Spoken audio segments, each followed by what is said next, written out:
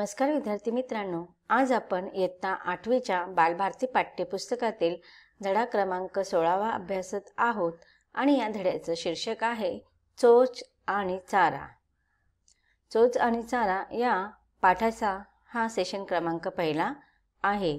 हा पाठ विस्तारित रूपाने अभ्यासण्यापूर्वी या पाठाच्या लेखकांबद्दल आपण संक्षिप्त माहिती जाणून घेऊया। नमस्कार विद्यार्थी मित्रांनो, आज आपण भाग 4 मधील धडा क्रमांक 16वा अभ्यासत आहोत आणि या धड्याचं शीर्षक आहे चोच आणि चारा। चोच आणि चारा या पाठाचे लेखक मकरंद जोशी हे प्रसिद्ध लेखक, निसर्ग सहल संयोजक आहेत। यांचा जन्म 1970 मध्ये झालेला आहे। त्यांची प्रवास एका प्रवासाचा हे केसरीभाऊ पाटील यांचे आत्मकथन, 2 ध्रुवांवर 2 पावले हे प्रवास वर्णन, घर श्रमिकांचं हा कथासंग्रह, पर्यटन मार्गदर्शक मालिका, परिसस्पर्श, एक 52 कशी कहाणी इत्यादी पुस्तके प्रसिद्ध आहेत। विविध वृत्तपत्रे व नियतकालिके यामधून पर्यटन, पर्यावरण इत्यादी विषयांवरील लेख आणि मुलाखती प्रसिद्ध आहेत। हा झाला लेखकांचा संक्षिप्त परिचय। आता आपण ह्या पाठाचा संक्षिप्त आशय पाहूया। मानवाला पक्षी जीवनाविषयी नेहमीच कुतूहल वाटत आले आहे। त्यापोटी झालेल्या अभ्यासातून पक्षी जीवनाचे नानाविध पैलू समोर आले आहेत। आता बघा, ह्या पाठामध्ये लेखकाने पक्षींच्या जीवनाबद्दल आपल्याला माहिती दिलेली आहे। पक्षी म्हटले की सगळ्यांना आवडतात की नाही? कोणते कोणते पक्षी सगळ्यांना आवडतात? पोपट, अजून मोर, अगदी बरोबर। त्याच्या व्यतिरिक्त पण अनेक असे पक्षी असतात की ते लहान मुलांनाच काय, मोठ्या माणसांना सुद्धा आवडतात। मग ह्या पक्षी जीवनाविषयीची कुतूहलता लेखकाच्या मनामध्ये वाटत आलेली आहे आणि त्या कुतूहलामुळेच लेखकाने या पक्षी जीवनाचा अभ्यास करायला सुरुवात केली आणि ह्या अभ्यासातून लेखकाच्या समोर पक्षींचे नानाविध पैलू आलेले आहेत आणि त्याचंच वर्णन लेखकाने या पाठामध्ये केलेलं आहे। अधिवासाप्रमाणे आणि अन्नाच्या उपलब्धतेनुसार पक्ष्यांच्या चोचीचे आकार आणि रूपे कशी बदलत राहतात याचा वेध लेखकाने या पाठामध्ये घेतलेला आहे। अधिवास म्हणजे निवास, जिथे पक्षी राहतात। आता पक्षी कुठे राहतात? घरट्यांमध्ये। तुम्ही बघितलेलं असेल की विविध पक्षी असतात आणि त्या पक्ष्यांचे घरटे, त्यांचा प्रकार, त्यांचा आकार सुद्धा वेगवेगळेच असतात। मग अशा त्यांच्या या अधिवासाप्रमाणे आणि त्यांच्या अन्नांच्या उपलब्धीनुसार, की आता प्रत्येक पक्ष्यांचं खाणं थोडंफार वेगळ्या पद्धतीचं असतं। सगळेच प्रकारचे पक्षी एका इथे राहत नाहीत आणि सगळ्याच पक्ष्यांचे खाणं किंवा अन्न सारखं नसतं। मग ह्या अन्नाच्या उपलब्धीनुसार आणि त्यांच्या अधिवासाप्रमाणे या पक्ष्यांच्या चोचींचे आकार आणि त्यांचं रूप हे सुद्धा वेगवेगळे असतात। याचा वेध लेखकाने या पक्षी जीवनाच्या अभ्यासातून जाणलेले आहे आणि त्याचंच वर्णन लेखकाने ते पाठामध्ये केलेलं आहे। प्रस्तुत पाठ वयम नोव्हेंबर 2016 या मासिकामधून घेतलेला आहे। चला तर आता आपण पाठाची सुरुवात करूया।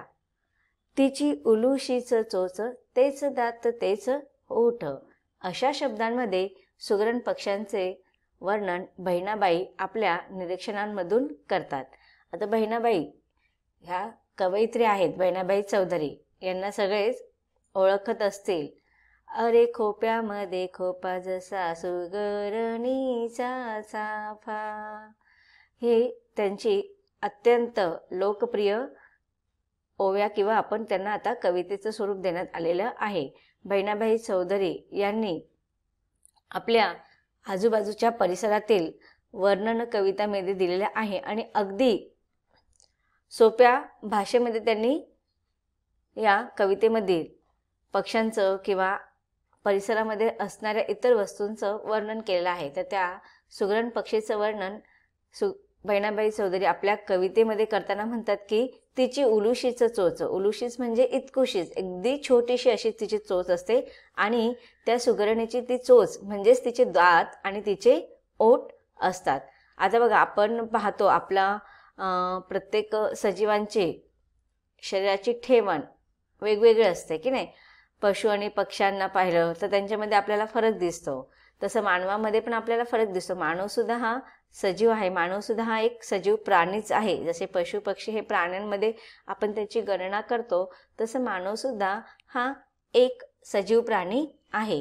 मग आता बघा मानवाला चेहरा असतो, चेहऱ्यावरती 2 कान असतात, 2 डोळे असतात, नाक असतात, तोंड असतं, तोंडामध्ये दात, ओठ आणि जीभ की नाही. मग असे हे वेगवेगळे शरीराचे अंग किंवा आपण शरीराचे अवयव म्हणतो. तसेच प्राण्यांचे पण बघा 2 डोळे, नाक, कान आपल्याला पाहायला मिळतं, तोंड, दात, जीभ की नाही. हे सगळं आपल्याला गोष्टी त्यांच्या चेहऱ्यामध्ये आपल्याला पाहायला मिळतं. पण पक्षींना जर पाहिलं तर त्यांना असं वेगळं नाक असतं का? नाही. त्यांना 2 डोळे आपल्याला दिसतात, पण त्यांची चोच चोच कशी एवढीशीच असते आणि ती चोच म्हणजेच त्यांचे दात पण असतात आणि त्यांचे ओठ पण असतात की नाही. आता प्राण्यांचे आणि मानवाचे जर पाहिलं तर ओठ, दात, जीभ हे वेगळे असतात, पण पक्ष्यांचे चोच म्हणजेच बहिणाबाई चौधरी यांनी वर्णन करताना सांगितलेलं आहे की त्यांच्या निरीक्षणाच्या किंवा त्यांच्या अनुभवातून ते सांगतात की सुगरणीची जी चोच असते तीच तिचे दात आणि तेच तिचे ओठ असतात. सुगरण पक्षाच्या चोचीचं त्यांनी केलेलं वर्णन बहुतेक सगळ्या पक्ष्यांना सहज लागू पडतं. मग इथे लेखक म्हणतात की बहिणाबाई चौधरी यांनी ज्या सुगरण पक्षीचं निरीक्षण करताना त्यांच्या चोचीबद्दल जी माहिती किंवा जे वर्णन केलेलं आहे तेच वर्णन आपण इतर पक्ष्यांच्या बाबतीत सुद्धा पाहू शकतो की सर्वत्र आपण जेव्हा पक्षी पाहतो वेगवेगळे प्रकारचे, वेगवेगळ्या आकाराचे, वेगवेगळ्या रंगांचे जे काही पक्षी असतात त्या प्रत्येक पक्ष्यांना जी चोच असते तर ही चोचच त्यांचं ओठ पण असतं आणि तेच त्यांचे दात पण असतात. पक्ष्यांची चोच म्हणजे केवळ त्यांच्या तोंडाचा भाग नाही, कारण या चोचीनं अन्न खाण्याबरोबर इतर अनेक काम सहज केली जातात. मग आता बघा इथे लेखक आपल्याला पक्ष्यांचं चोचीचं वर्णन करत असताना सांगत असतात की जर आपण चेहरा किंवा तोंड हा भाग जर अभ्यासत असो सजीवांचा तर त्याच्यामध्ये पक्ष्याचं काय अलगता आहे किंवा काय विभिन्नता आहे, काय अलगाव आपल्याला दिसून येतो. तर पक्ष्यांची चोच हा त्यांच्या तोंडाचा केवळ एक भाग म्हणून नाही आपल्याला त्याच्याकडे पाहता येत. केवळ फक्त त्या चोचीने तो फक्त अन्नच खातो का? नाही.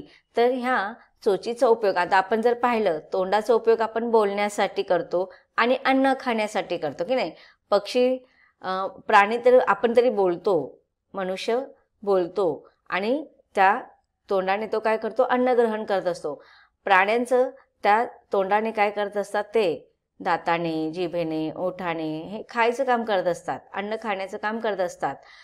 पण प्राणी बोलत नाहीत, तसंच पक्षीसुद्धा बोलत नाही. मग चोचीने फक्त ते अन्नच खातात का? नाही.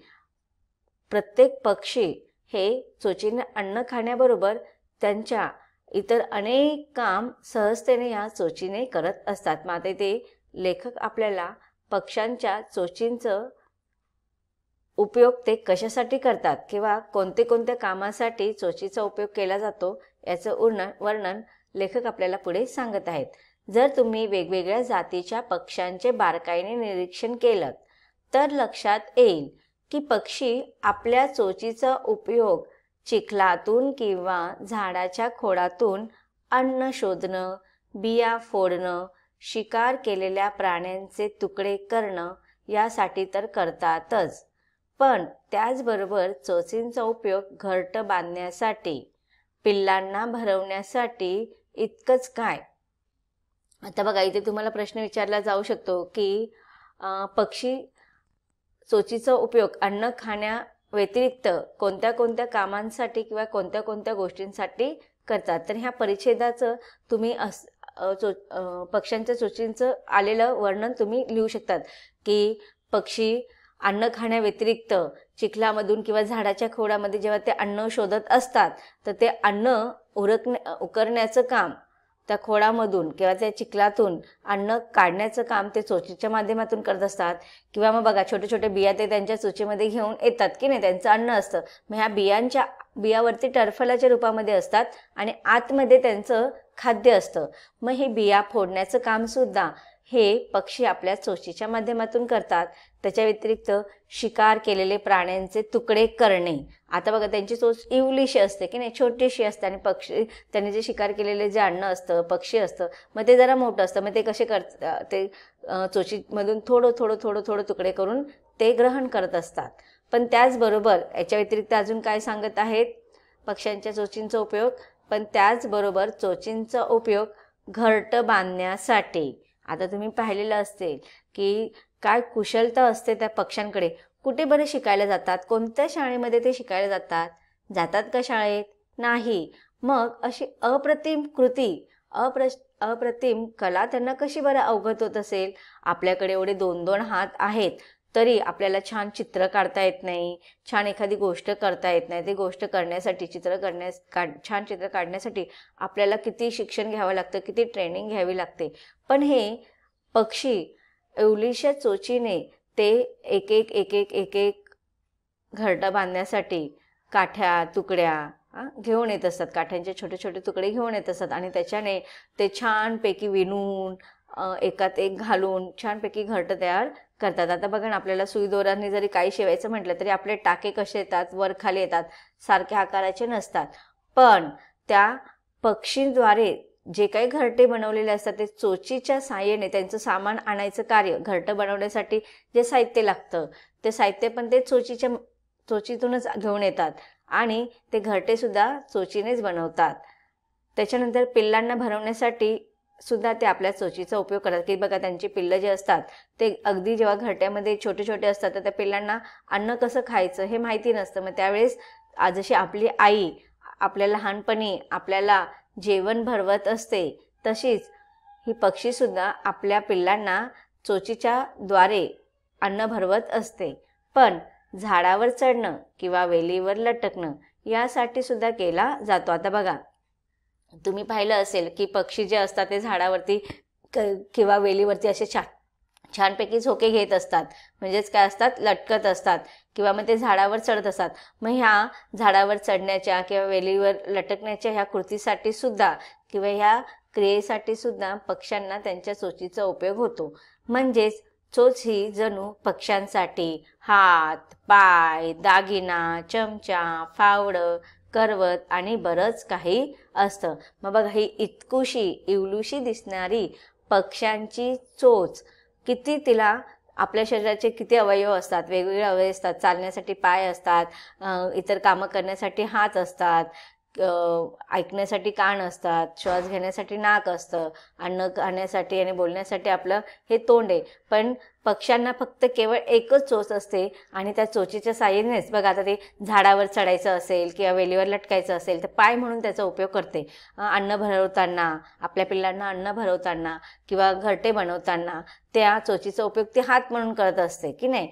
त्याच्या व्यतिरिक्त दागिना, चमचा, फावडं, करवत, की आपण बघा फावड्याने जमीन उकरून काढतो की नाही, तसंच मग किंवा मग लाकूड कापण्यासाठी आपण करवतीचा उपयोग करतो. पण हे सगळ्या क्रिया करण्यासाठी पक्षी आपल्या चोचीचाच उपयोग करून काय करत असते, झाडाच्या खोडातून अन्न शोधून काढत असते वगैरे. तर अशा प्रकारे पाठाच्या या परिच्छेदामध्ये लेखकाने पक्ष्यांच्या चोचीचा उपयोग शरीराच्या इतर अवयवांप्रमाणे कसे करतात त्याचं वर्णन इथे केलेलं आहे. तर विद्यार्थी मित्रांनो, पाठाच्या पहिल्या परिच्छेदामध्ये लेखकाने पक्ष्यांच्या चोचीचं वर्णन केलेलं आहे. आता वेगवेगळ्या पक्षींचं आणि त्यांच्या चोचींच्या आकाराचं वर्णन आपल्याला लेखकाच्या या पाठातून समजून घ्यायचं आहे. परंतु आपण त्याचा अभ्यास पाठाच्या पुढील भागात करणार